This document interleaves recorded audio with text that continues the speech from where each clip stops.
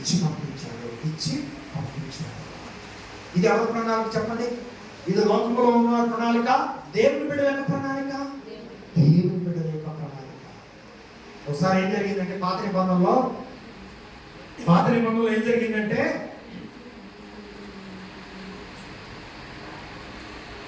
అయ్యా ఒక వ్యక్తికి ఈ సలోపెహాదు అనేటువంటి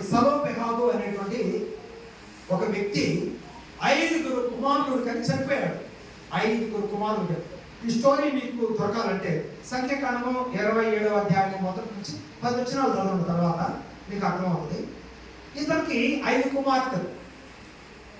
ఆ 5గురిని కూడా ఎవరో పట్టించుకోవట్లేదు. అక్కడ మోషే పట్టించుకోవట్లేదు, అక్కడ నాయకత్వం కూడా పట్టించుకోవట్లేదు. 5 కుమార్తెలు ఎవరికి ఏం చెప్పినా అర్థం చేసుకోవాలి, పట్టుబట్టారు. మోషే దగ్గరికి వెళ్ళారు. అయ్యా, మాకు కలిగినటువంటి మా తండ్రి ఆస్తిని మా భాగము మాకు ఇవ్వకుండా, అదే ఈ జెరబెతో ఈ సెలోపెహాదు అనేటువంటి వ్యక్తికి కుమారుడు ఉన్నట్లయితే ఆ స్వాస్థ్యము మోషే కుమారులకు పంచేవాడు. కానీ అతనికి కుమార్తెలే ఉన్నారంట. అందుకోకని వీళ్ళు స్వాధీనం చేసుకున్నటువంటి ప్రాంతాలలో వీళ్ళకి భూములు పంచడం లేదు. చూశారు ఏం చేశారు? వెళ్ళి మోషే దగ్గరికి వెళ్ళి, మాకు ఇవ్వాల్సిన మా తండ్రి స్వాస్థ్యం, మా భాగము మాకు ఇవ్వాల్సిందే అని చెప్పి పట్టుబట్టి, పురుషులు ఏ స్థానంలోనైతే స్వాస్థ్యాలు సంపాదించుకుంటున్నారో వీళ్ళలో అదే ప్రకారంగా ఈ సెలోపెహాదు కుమార్తెలు కూడా 5 స్వాస్థ్యాలు సంపాదించుకున్నారు ఇశ్రాయేలు స్థానంలో.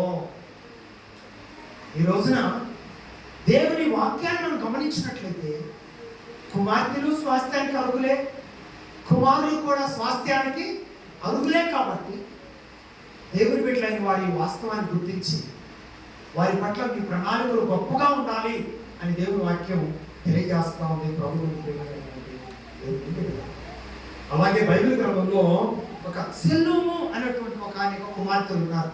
మీరు కూడా అధికారి యొక్క కుమార్తెలైనప్పటికీ కూడా మీరేం చేశారు తెలుసా? యెరూషలేమును ప్రేమిస్తూ వచ్చారు. చాలా ప్రత్యేకమైన ఒక బాధ్యతను వారు కలిగి ఉన్నారు. వీరు యెరూషలేమును ప్రేమిస్తూ వచ్చారు. అలాగనే వీరు యెరూషలేమును ప్రేమిస్తూ వస్తున్న కాలంలో ఏం జరిగిందంటే, నెహెమ్యా, ఎజ్రా పడిపోయినటువంటి దేవాలయం యొక్క నిర్మాణమును పునర్నిర్మాణం చేస్తూ వచ్చారు. కాబట్టి అక్కడ దేవాలయాన్ని ప్రేమిస్తూ వచ్చారు. ఆ తర్వాత వారు కష్టపడి దేవాలయంలో వారి పని పాత్ర వారు చేయడం ఇక్కడ గమనిస్తూ ఉన్నారు. పురుషులతో సమానంగా వారు కష్టపడే ఆలోచన కలిగి ఉన్నారు. గోడలు కట్టే పనిలో వారు కూడా పాలుభాగస్తులయ్యారు. గోడలు కట్టే పని అనగా ఈ రోజుల్లో మనం చేయాల్సిన పని అంటే కట్టడం అనగా ప్రార్థన ద్వారా మన ఆత్మీయ జీవితాన్ని కట్టుకోవటం. ఆ స్థితిలో వారు ఉన్నారు. అలాగే ప్రభువుకు ప్రియమైనటువంటి దేవుని బిడ్డలారా, దేవుని కొరకు నమ్మకమైన జీవితాన్ని జీవించే విషయంలో వారు వెనుకంజ వేయలేదు.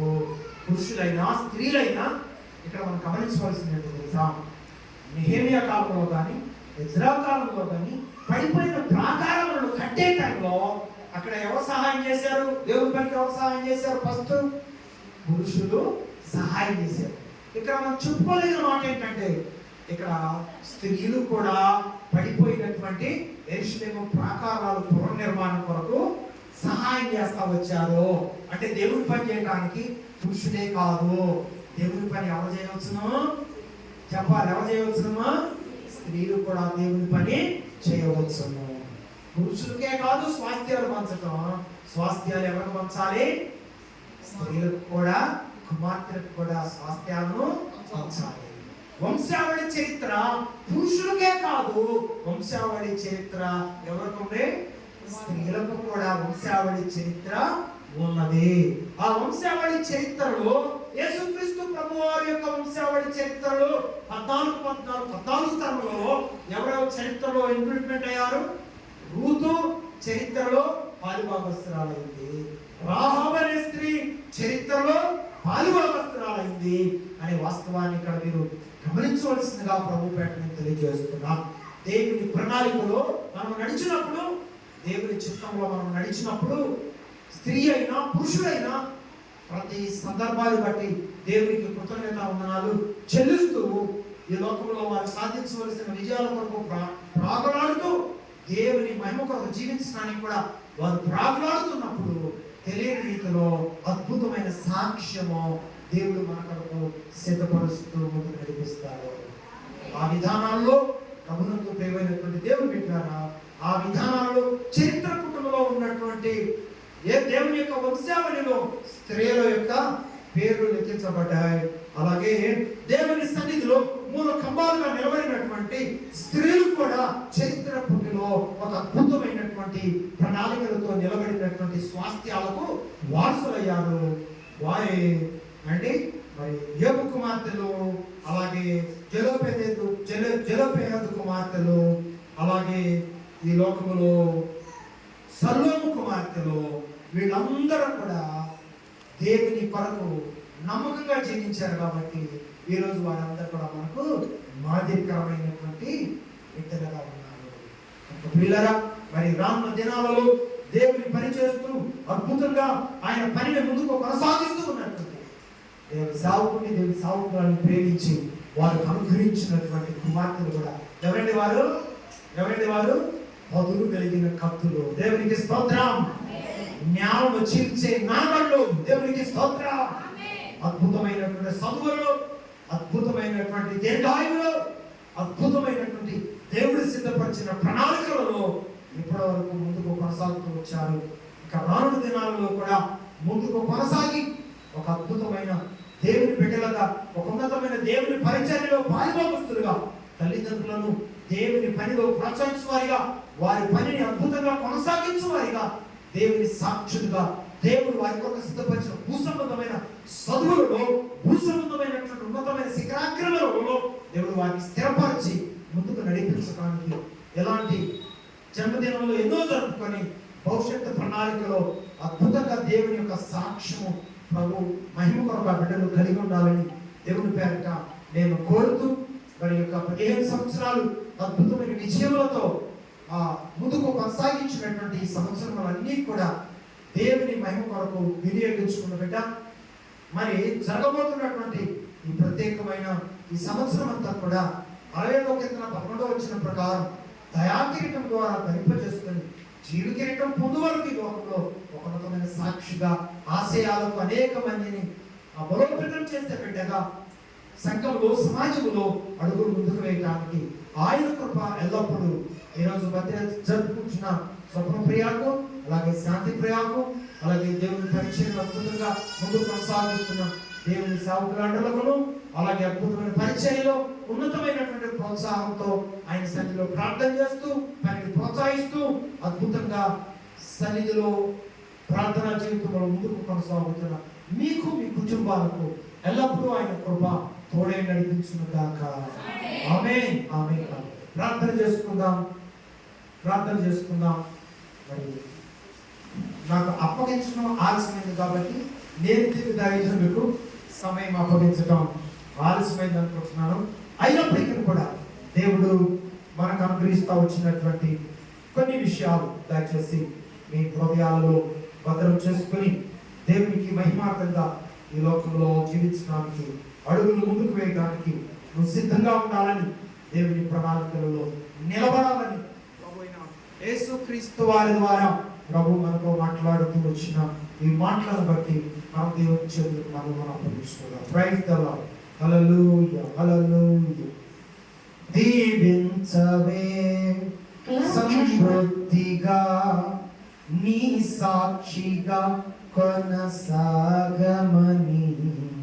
ప్రేమించవే నన్ను ప్రాణంగా, నీ కోసమే నన్ను బ్రతకమని, దారులలో ఎడారులలో సెలయేరులై ప్రవహించుమయా, చీకటిలో కారు చీకటిలో అగ్ని స్తంభమై నన్ను నడుపుమయా, దీవించవే సమృద్ధిగా నీ సాక్షిగా కొనసాగమని. దేవాన్ని కొందనాలు ఇప్పుడు వరకు మాతో ఉండి నేను నడిపిస్తా వచ్చింది శ్రేష్టమైన నీ మాటలు, ఒక చరిత్ర కలిగిన నీ వంశావళిలో ఉన్న విలువైన సంగతులను నేను తెలుసుకోవడానికి అవకాశం ఇస్తా వచ్చాను. అలాగే ప్రభా, నీ బిడ్డలుగా ఈ లోకంలో జీవిస్తూ వారికి కలిగిన కుమార్తెలను కుమారులను నీ మహిమ కొరకు నిలబడినప్పుడు భక్తులైన వారు, దేవుని బిడ్డలైన వారు వారి స్వాస్థ్యాలను పంచిగించేటప్పుడు స్త్రీ పురుషులనే భేదము లేకుండా స్వాస్థ్యాలను పంచిగించారు. భక్తులైన వారు, దేవుని బిడ్డలైన వారు వారి బిడ్డల కొరకు చేతులెత్తి ప్రార్థించినప్పుడు స్వార్థం లేకుండా ఎవరి కాలంలోనికి వచ్చినప్పటికీ ఉన్నతమైన గొప్పవారి బిడ్డలైనప్పటికీ కూడా తల వంచి ఈ పని చేశారు. గోడలు కట్టారు, ప్రార్థన చేశారు, తల వంచారు, నడుము వంచారు, తల వంచి ప్రార్థన చేశారు, నడుము వంచి గోడ కట్టారు, దేవుని పనిలో సహాయం చేశారు, స్వాస్థ్యము పాలిభాగస్తులయ్యారు. అలాగే ప్రభువా, దైవజనులను ప్రేమించి నడుగురించి కుమార్తె స్వప్నప్రియ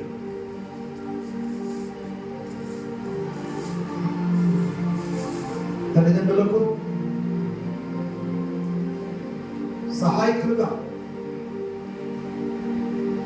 వారు అనుభవిస్తున్న ప్రోత్సాహాన్ని తీసుకొని రెట్టింపు ఉత్సాహంతో భక్తిలో కొనసాగుతున్నారు, చదువుల్లో కొనసాగుతున్నారు. అందుని బట్టి స్తోత్రమయ్యా. నేను ఎరగని అద్భుతమైన యూనివర్సిటీలో బిడ్డలు ఆనందకరంగా చదువుకునే యోగ్యతను మీరు అనుగ్రహిస్తూ వస్తున్నాను. కారణం ఏంటంటే కేవలం నీ పాదాలు పట్టుకున్నాను, నీ పాదాలు పట్టుకున్న వారిని గొప్పవారిగా ఆశీర్వదిస్తానని వాగ్దానం చేశాను. ఆ వాగ్దానాన్ని నీ బిడ్డల జీవితంలో కళ్ళారా నేను నెరవేరుస్తూ చూపిస్తూ వస్తున్న విధానాన్ని బట్టి వందనాలు చెల్లిస్తున్నాను దేవా. ఆ విధానంలోనే నీ దాసుని ద్వారా నడిపించబడుతున్న సంఘము, కుటుంబాలు, వారి బిడ్డలు, వారి కష్టార్జితం అంచెలంచెలుగా ప్రయోజనకరంగా వర్ధులను కాక ఇప్పటి వరకు నీ పక్షాన నిలబడి నీ దాసునిగా ప్రకటించి నీ మాట అర్థం చేసుకున్నాను, నమ్ముతున్నాను. ప్రయోజకులుగా ఫలించే భాగ్యం ఎక్కడో కలిగి ఉంటారని నమ్ముతూ ఉన్నాను ప్రభా. అందుని బట్టి నీకు స్తోత్రం. ఈరోజు భక్తులు జరుపుకుంటున్న ప్రేమిట సుప్రప్రియ ఇలాంటి జన్మదినం ఎన్నో జరుపుకో నీకు కృతజ్ఞతావందనాలు చెల్లిస్తూ నీ సన్నిధిలో అడుగులు ముందుకు వేసావా.